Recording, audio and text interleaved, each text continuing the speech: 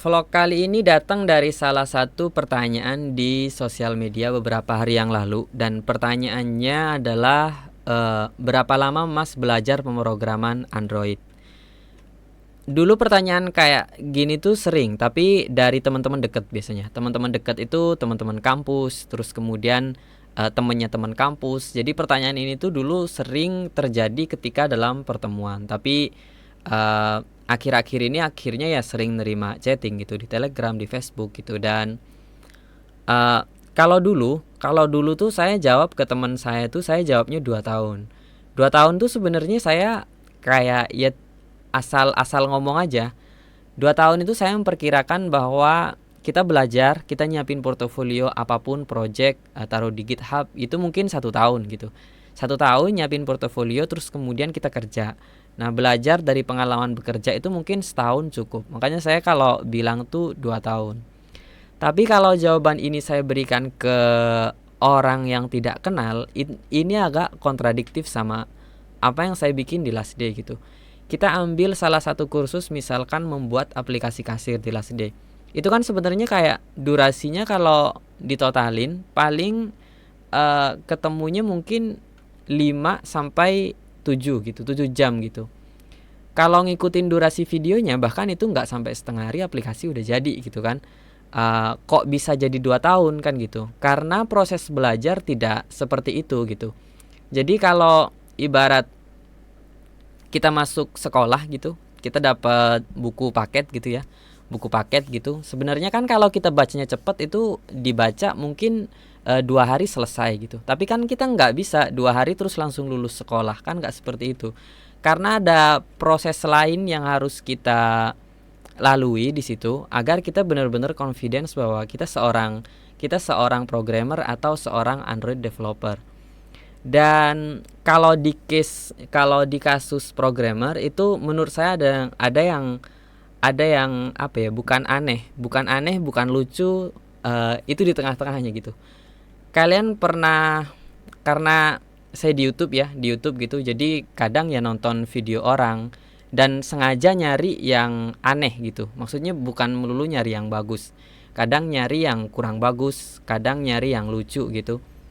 Mungkin kalian pernah nemu kayak kayak tutorial programming, tapi dia nggak ada ngomongnya gitu, bahkan nggak ada suaranya, dia ngoding aja. Bahkan kadang kan dikasih musik gitu, dikasih musik terus kadang ngoding.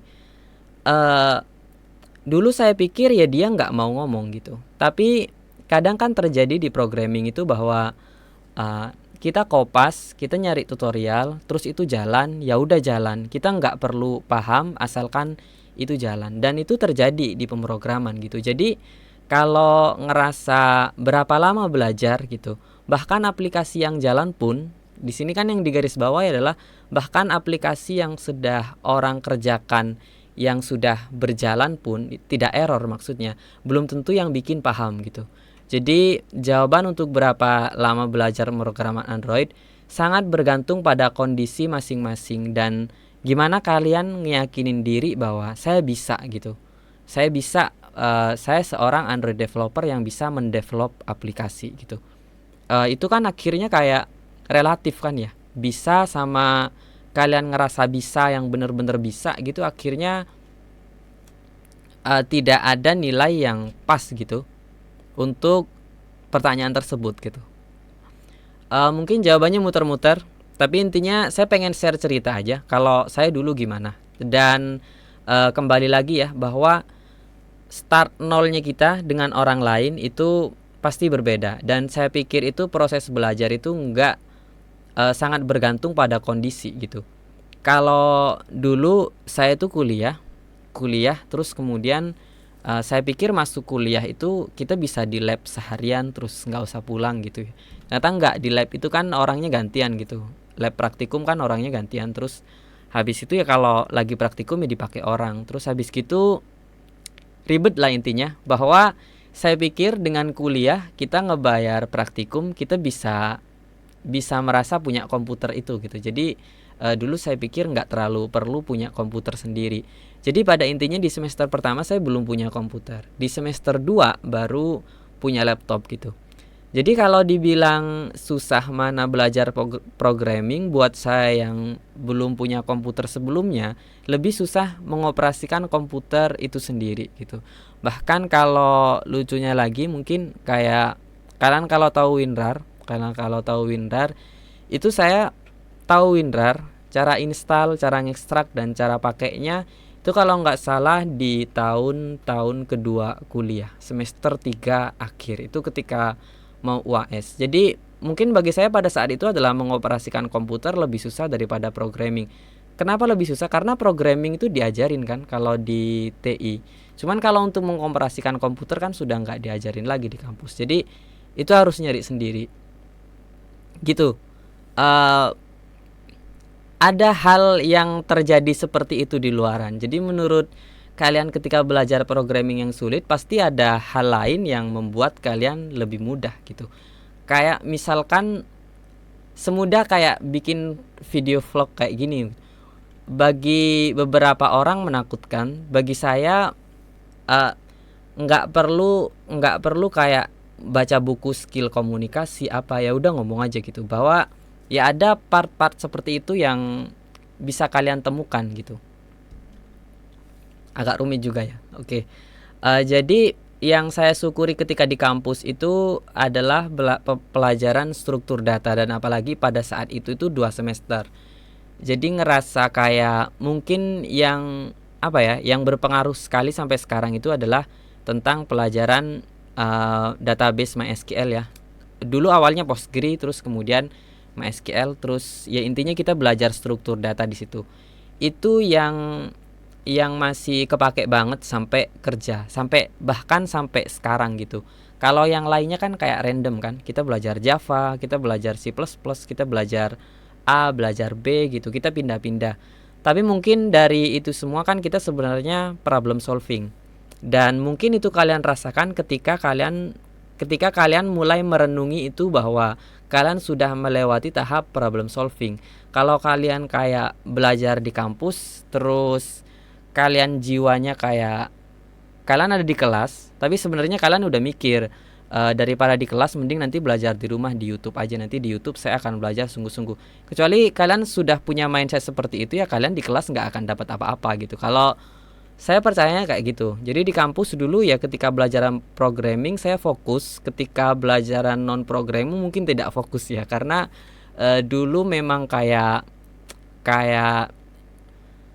kalau pengen banget enggak, tapi lebih ke penasaran aja. Kenapa dulu itu kayak ada isu bahwa lulusan IT itu akan sedikit sekali orang yang benar-benar berprofesi sebagai programmer, dan saya pengen penasaran jadi orang yang terpilih itu, gitu aja dulu sebenarnya. Jadi sebenarnya kayak dulu itu coba-coba. Makanya ketika akhirnya seharusnya kalau dipilih jalan aman gitu, saya nunggu lulus terus kerja. Tapi karena rasa penasaran itu semakin banyak gitu, akhirnya saya mutusin ketika libur semester 5 kalau nggak salah, akhirnya mulai apply kerjaan. Itu pun ya sempat ditolak juga. Proses tes ditolak, ya untungnya kedua terus diterima gitu. Untungnya cepat. Kalau masih ditolak ya udah, saya mungkin ambil plan A, plan B-nya untuk nanti cari kerja setelah kuliah. Gitu. Jadi ya untungnya dulu ada teman-teman juga. Ada teman-teman, maksudnya kita itu sampai kos bareng untuk belajar. Jadi sampai malam lah, sampai tengah malam. Dan beberapa kali sering sampai subuh gitu. Itu ngapain? Itu belajar. Itu nggak ngerjain project, terus ngerjain tugas juga nggak. Jadi pure belajar. Bahkan dulu itu ketika kita mulai tahu banyak keyword tentang bahasa pemrograman lain, misalkan kayak CSS framework gitu. Dulu kan kita kayak dipisah-pisah gitu ya. Yang belajar Java siapa, yang belajar ini siapa, terus kita ngkos bareng. Terus kadang kita itu kayak bikin kelas malam sendiri. Kita gantian saling ngejelasin satu sama lain gitu. Dan itu lumayan ngimpact gitu. Ngipactnya itu sekarang gitu. Kalau dulu itu harus dilalui sendiri, mungkin nggak bisa gitu. Kalau harus apa ya? Kalau diajarin teman itu kan teman itu kan kayak bisa ngebaca kita pengen poin apa gitu, sudah tahu gitu. Beda kalau kita belajar di YouTube itu kan ya akhirnya kalian harus ketemu perkenalan pada setiap video. Ya YouTube memang kayak gitu, karena mentor di YouTube nggak kenal kita, dia bukan teman kita gitu. Jadi dia harus selalu memperkenalkan diri, mungkin kayak gitu. Pada akhirnya pada saat itu saya ikut lomba aplikasi gitu, dan uh, lombanya tidak menang. Tapi ketika kita ngerjain itu selama 2 bulan dan selesai, ya kan kita yang bikin deadline sendiri ya. Dan itu beneran selesai, kayak bener-bener kerja tim gitu. Ada yang ngerjain webnya, ada yang ngerjain Androidnya, ada yang bantuin desain, terus ada yang bantuin administrasi. Ketika kita mau berangkat ke Malang pada saat itu, dan ketika mau berangkat aplikasinya udah jadi, itu kayak ada perasaan lega gitu bahwa kita bisa nyelesain deadline kita sendiri, dan plusnya lagi kita bisa belajar secara tim pada saat itu ya. Itu kayak ya udah, kita nggak usah berangkat lomba, rasanya sudah ngerasa menang gitu, ngerasa menang melawan rasa kekhawatiran diri. Jadi ya udah, di lomba itu kayak kita sebenarnya lagi seneng-seneng aja, terus ngeliat-liat orang lain bikin apa gitu. Sampai pada akhirnya ketika melewati 2 tahun belajar di kampus, terus kan saya kerja, saya nggak ada portofolio Android sama sekali. Sampai akhirnya saya interview, waktu itu project saya kode igniter, terus kemudian diterima, terus seminggu di sana, seminggu, terus kemudian waktu itu di kantor itu belum ada programmer Android, terus saya ditawarin untuk belajar Android. Sebenarnya bukan ditawarin ya, tapi disuruh aja gitu. Disuruh ya karena pikir saya kerja, saya perlu ini dulu, perlu apa? Yang iya aja gitu. Karena saya juga nyari pengalaman gitu kan. Jadi ya udah, ya saya iyain aja. Terus kemudian saya balik ke teman-teman saya tadi. Bahkan ketika pekerjaan pertama Android developer saya, itu saya harus nginep di kos teman untuk proses install Android Studio dan emulatornya gitu. Saya nggak nyoba nyari-nyari sendiri gitu. Jadi ya untungnya ada mereka gitu. Karena ya tahu sendiri, saya baru punya laptop ketika kuliah. Terus kemudian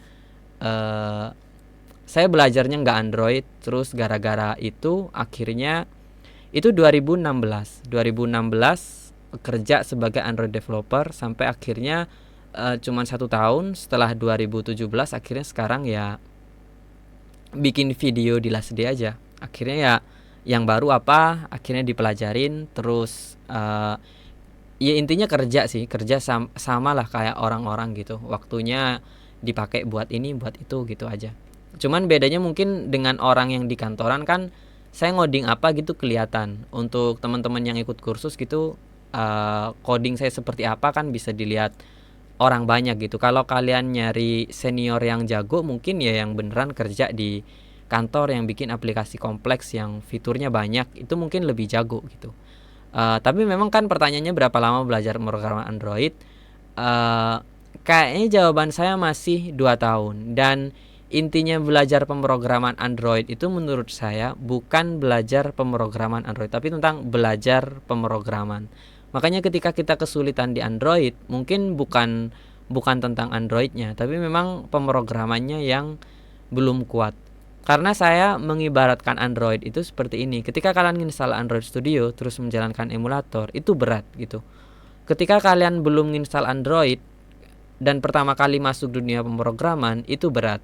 Ketika kalian membuatnya secara bersamaan, kalian pemula untuk pemrograman dan kalian pemula di Android, akhirnya beratnya kita itu double gitu. Makanya ketika teman-teman bilang awam dan pengen belajar pemrograman Android, menurut saya Android pemula itu juga tidak untuk pemula. Karena kalau kalian memulainya dengan Android, prosesnya akan lebih susah. Kecuali fasilitas kalian sudah ini ya, maksudnya spek komputernya sekian, terus kemudian kalian sudah jago mengoperasikan komputer sebelumnya, mungkin enggak juga gitu. Tapi mungkin sepengalaman saya seperti itu.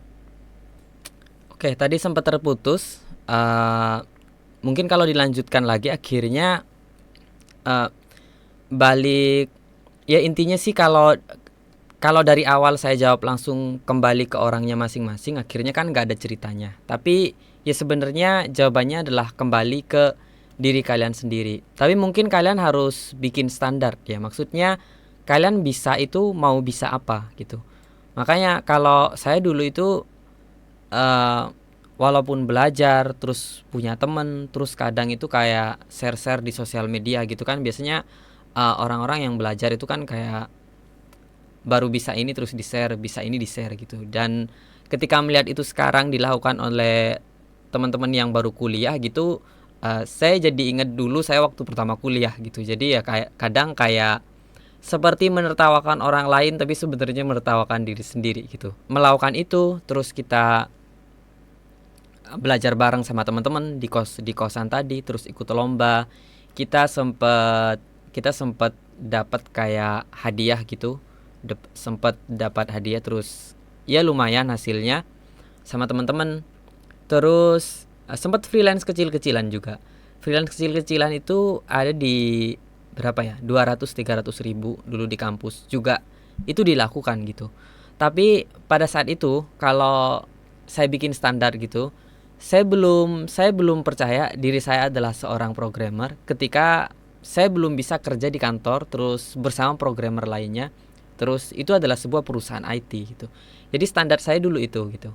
Jadi saya pikir tuh eh, penting untuk teman-teman tahu, teman-teman itu pengen bisa belajar pemrograman Android, terus pemrograman Androidnya pengen diapain gitu. Jadi kalau sudah dicapai, kalau kalian sudah ada di titik itu, ya udah kalian sudah bisa belajarnya gitu. Tinggal setelah itu kalian belajar buat profesi, buat karir, buat kerja atau buat lainnya gitu. Yang impactnya itu bukan hanya tentang skill desain patternnya sampai sampai mana sudah nggak berdebat di situ lagi gitu. Itu sudah bisa mencukupi kebutuhan, sudah bisa ngebantu orang tua gitu. Jadi bisa lebih next level lah. Kalau kalian masih sibuk di belajar pemrograman A, B, C, D padahal sebenarnya kalian masih di tahap belajar. Sebenarnya kalau menurut saya itu belum next step gitu. Next stepnya kalian adalah ketika itu sudah mencukupi kalian dan akhirnya kalian confidence bahwa itu passion, akhirnya kalian bisa pengen belajar lebih tinggi lagi. Makanya eh, seharusnya belajar, terus habis itu bekerja, terus eh, hal-hal yang mengganggu kalian selama ini, misalkan, oh saya belum punya penghasilan, ya udah kalian kerja. Oh kerjaan saya masih kurang hasilnya, ya udah kalian ambil freelance. Ketika semua itu sudah kalian lakukan, terus kalian next step, ya berarti itu passion gitu. Berarti passion kalian adalah di Android developer gitu. Ketika kalian sesuatu yang harus kalian sudah cukup di situ, kalian pengen lebih untuk belajar gitu. Jadi mungkin ya itulah passion gitu ya. Mungkin gitu. Jadi conclusionnya cukup membingungkan sama seperti vlognya gitu. Tapi ya udahlah, semoga ada yang bisa teman-teman petik. Dan mungkin itu aja biar kalau diceritain semua nanti vlognya jadi nggak ada cerita lagi untuk next vlog kita gitu. Oke, mungkin itu aja video vlog kali ini. Saya Irsad dari Last Day dan sampai ketemu di video vlog berikutnya.